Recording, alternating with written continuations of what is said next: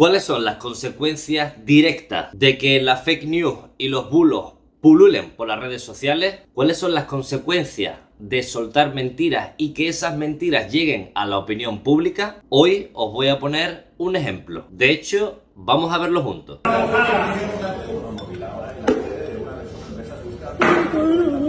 Toma, que estás en mi país. Mira.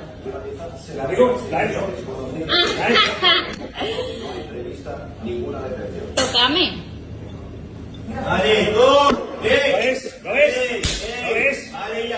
Lúcete, que vas para las redes, lúcete. Ultraderecha.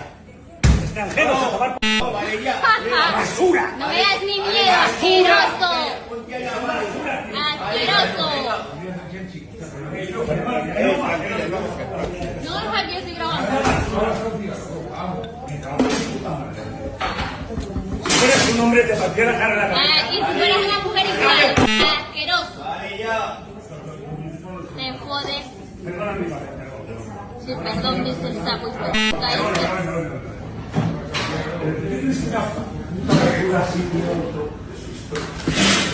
está grabando? Lo que me sale del... ¿Vale?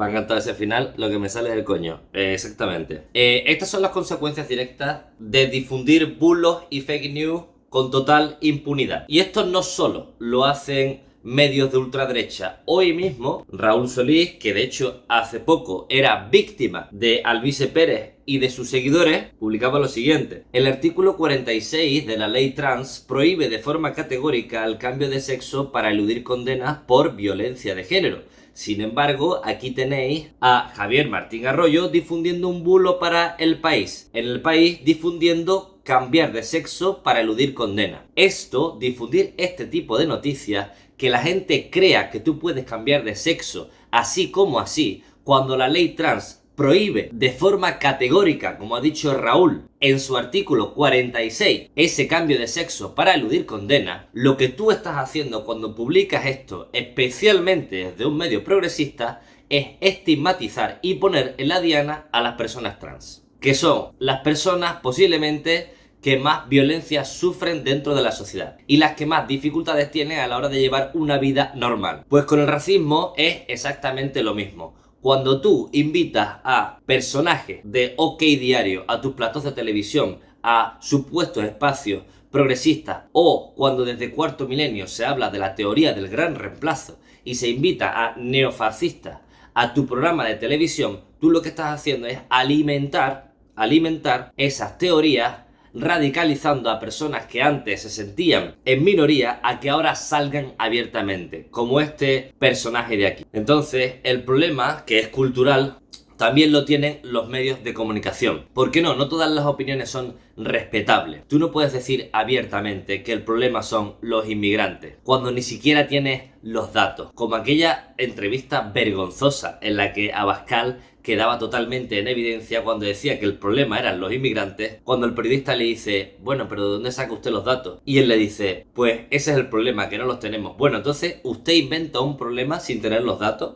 Ese tipo de ayudas facilita la inmigración ilegal, que acaba legalizándose, pero porque saben que en España se reciben muchísimas ayudas sociales. Saben que en España se puede entrar ilegalmente y que tarde o temprano uno regulariza la situación y recibe ayudas que no alcanzan a los ciudadanos españoles. Y esta es una de las grandes razones por las que muchos españoles nos han votado, porque han entendido que defendíamos sus intereses cuando otros partidos no lo hacían. La Oficina Económica del Gobierno y un estudio de la Caixa, una de las principales instituciones financieras en España, asegura que los inmigrantes reciben el 5,4% del gasto público y aportan a los ingresos totales el 6,6%. Tienen un saldo neto de su contribución de 5.000 millones de euros. Estos datos chocan con lo que usted me decía de mi familia primero y luego el resto. Bueno, yo no tengo ninguna duda de que esos datos se refieren a la inmigración legal y nos parece muy bien, nos parece muy bien. Otra cosa es la inmigración ilegal, porque la inmigración ilegal perjudica, por un lado, a los países receptores de esa inmigración y también a los otros países. Pero los que reciben ayudas públicas no son inmigrantes ilegales, si no, no podrían recibir ayudas públicas. Entonces ahí hay una contradicción. Sí son inmigrantes ilegales, en muchos casos. Llegan ilegalmente, les basta con tener un padrón Hay lugares donde permiten empadronarse a quien entra ilegalmente y eso inmediatamente les sirve para tener ayudas en muchos lugares. ¿Y ese qué porcentaje del 13% de la inmigración según la ONU que hoy tiene? Ese es el problema, que es imposible conocer ese Pero porcentaje. usted está creando el problema sin conocer los datos. Trate solo a ti, puedes tomarte aquí. Hoy somos el sol, aún no toca salir. Pues así con todo. Lo del asesinato del niño de Mocejón. Salieron en tromba cuentas con perfiles anónimos a decir que el asesino era una persona magrebí. ¿Para qué? Para estigmatizar a las personas racializadas. ¿Por qué? Porque el fascismo necesita buscar un enemigo común. Pero en vez de buscar los que realmente generan problemas, los que generan los problemas estructurales, como los fondos de inversión, como las grandes empresas o como las multinacionales, por ejemplo en el caso de la vivienda, que son ellos que al especular nos suben a nosotros el precio de la vivienda, haciendo que más de 70 familias sean desahuciadas al día, esto en ningún momento lo mencionan. En vez de buscar a ese enemigo común, realista, es decir, al estructural, se van al de abajo. Intentan que los pobres nos peleemos entre nosotros, porque como bien decía Durruti, cuando la burguesía ve que el poder se les escapa de sus manos, alzan el fascismo para mantener sus privilegios. Y esto es lo que está pasando. El neoliberalismo está en crisis y necesita agitar el fantasma del fascismo para dividir a la clase trabajadora. Así que insisto, no son solo medios de ultraderecha. Que desde el país se publiquen cosas así en contra de la ley trans también hace que el monstruo crezca. Que en medios de comunicación supuestamente progresistas se invita a colaboradores de OK Diario hace que el monstruo crezca. Porque tú puedes ser de derecha, puedes ser liberal, pero tú no puedes invitar a tu programa a una persona que hable del gran reemplazo y meta sus teorías racistas delante de millones de personas. Y por supuesto, no puedes invitar a tu programa a personajes que mienten como Eduardo In, que debería estar vetado de todos los medios de comunicación. Que además, si vais a los comentarios, es curioso, ¿no? Porque le dicen mucho fascismo, pero se toma la cervecita en el bar del asiático del barrio. Otro dice, y tiene un tatú de Jordan, es cierto, en el brazo. Bendita ignorancia. Qué casualidad, este hombre sigue la cuenta de un conocido pseudo periodista cuyo nombre empieza por V. Los mensajes de odio que proclama Vox. Ahí los tenéis. El mundo entero temblaría si los que dejan sus vidas en el Mediterráneo fueran blancos y europeos, pero son africanos. Y África solo lo que nos interesa o lo que interesa a Europa de África son sus recursos. Mientras Europa no deje de expoliar a África, que no sorprenda que sigan viniendo inmigrantes. Además es que la inmigración ha existido siempre a lo largo de la historia del hombre. Y no salimos por gusto a la muerte. Eso también lo quiero dejar muy claro. No salimos de nuestros países porque nos gusta morir. Sabiendo incluso lo que nos está esperando en la frontera sur, la gente llega a salir. ¿Por qué? ¿Por qué no nos hacemos esa pregunta? Cuando hablas de la causa cuando hablas de la inmigración, solo nos limitamos a las consecuencias. No vamos nunca a las causas. Y las causas reales de la inmigración, lejos de lo que piensa la gente que es el hambre, la miseria, las guerras, esa no es la causa de la inmigración. La causa de la inmigración son los recursos que tiene África. ¿Por qué salimos? Porque esas guerras, esas miserias, esa pobreza viene a raíz de los recursos que tenemos, creado desde Occidente.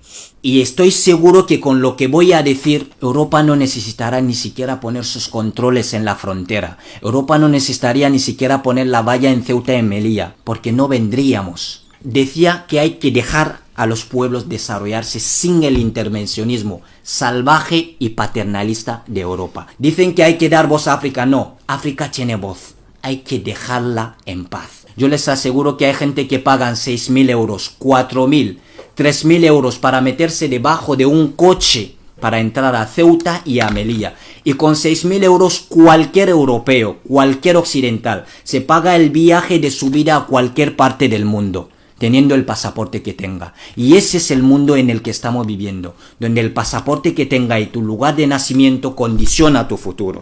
Respetar los derechos humanos por encima de cualquier cosa. Y termino con una frase de Albert Einstein que decía que el mundo no será destruido por los que hacen el mal, sino por aquellos que los miran sin hacer nada. Muchas gracias.